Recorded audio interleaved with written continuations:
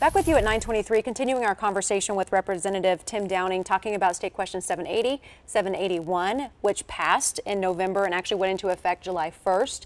These downgrade some drug possession crimes and property crimes from felonies to misdemeanors. Still a lot of questions remain, though. A little bit in limbo here. Our viewer questions continue. This next one from David. He says, our correction systems really have nothing to do with corrections. Drugs are readily available in many of our prisons, and the people running them turn their heads. We need to look at the people in charge of the prisons and make sure they aren't involved in corruption. What do you think about David's? Well, I'll tell you, Director Albaugh has a massive task at hand, and he took it over knowing that to be the case. He's going to ask for another $1 billion, I think, this coming year, which makes me hesitant to think that 781 will have a lot of savings there for DOC to go to the counties. But he's right. We have to have a watchful eye. Of course, we just had the riot here recently. Yeah. As I said in your lobby, receptionist said, I think they need to clean this mess up. They're the ones that made it. And I thought that was pretty sharp. But he's right. We always have to have an eye out there. As far as drugs entering prison, one of the efforts this session was how do we get more mental health and substance abuse treatment, not just on the outside and with diversion programs, but inside the prisons themselves. Okay. And I think that's important. I know down in Lexington they're looking at making that a central location to take offenders that are in prison across the state, bring them to a central location so they can have better services for that. Well, a major problem too, these prisons are overcrowded, as we know, 109% capacity, and they're understaffed, as we know, and they don't, quite frankly, a lot of them who work in these locations, they don't make a lot of money. A lot of them make minimum wage, and they're dealing with these violent offenders. You know, if I'm going to make minimum wage, I'd rather go work somewhere where I at least feel safe.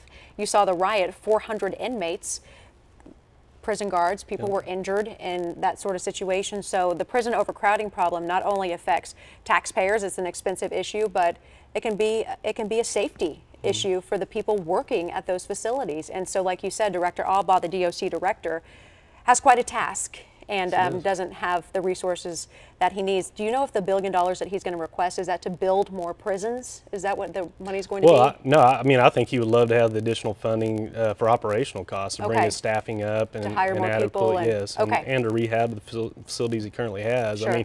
I mean, I'd let him speak to that, but I think he would tell you he needs a lot more funding. Yes. No, he said that too in that exact same chair. He said that. This next question comes to us, I believe, from Leslie. She says, but now our county jails will be the ones that are overcrowded, which they already are. The number of low-level felony possession charges by themselves do not result in prison time 99% of the time.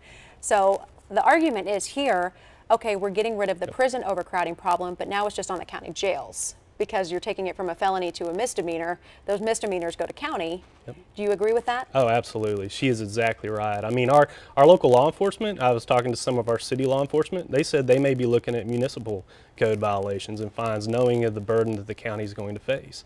I mean, the counties literally will not have any additional resources through 781 to handle this. And like I said, just outside of Oklahoma and Tulsa County, 9,000 cases that were charged as felonies will now go to those counties.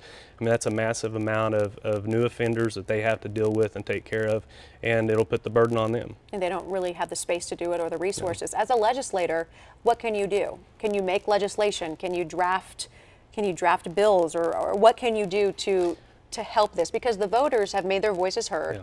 They want criminal justice reform. It passed. So, you know, as an employee of the people, what can you do? Well, I think your hands are largely tied because the people voted on it, on touching 780. I mean, it is. We looked at making a very, very small change, just dealing with schools, because the school areas weren't aware that it affected the laws on their campus and the protections for their children. So that went down in flames, and so I think to say that we would do something as large as tackling this massive influx going to counties, that's directly the result of 780. So, and that's why it's important too, and we mentioned many times that we need to watch this and see what the end result of it is. I think California is a little bit ahead of us. We've seen some crime increase. They also were lacking funding for the treatment programs, even though they reduced all of these low-level possession charges and put them in counties, and it's been a problem for them. And so we need to keep an eye on it. We need to keep an eye on our own state as well. Would like to get one more viewer question in if we have time. We do. Okay, Greg, he says everybody wants accountability for the citizens, but no accountability for most police officers, prisons, lawmakers, local governments who pry on the local citizens.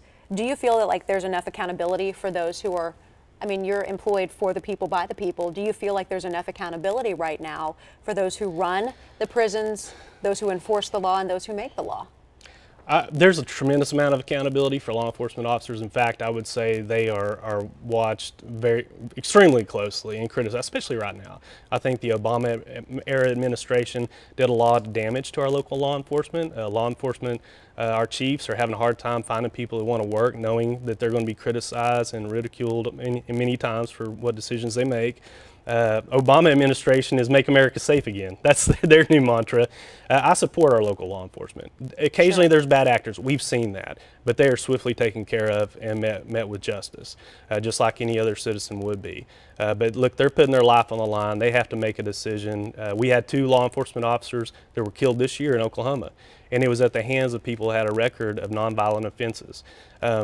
They're in danger every day of their life, and so I would say they're held accountable, and I'm thankful they're there. Me too. Yeah. I support anybody who wants to put their life on the line for my safety. And now with just about every department getting these body cameras, which are public record, I'll attest to this too, you really see just about everything they do on a daily basis. I want to thank you so much for your time, shedding a little bit of light on this ongoing situation. So more to come as you continue to study and to look at criminal justice reform here. So we certainly appreciate it. Something I'm assuming you'll be tackling and looking at next legislative session. Thank you so much.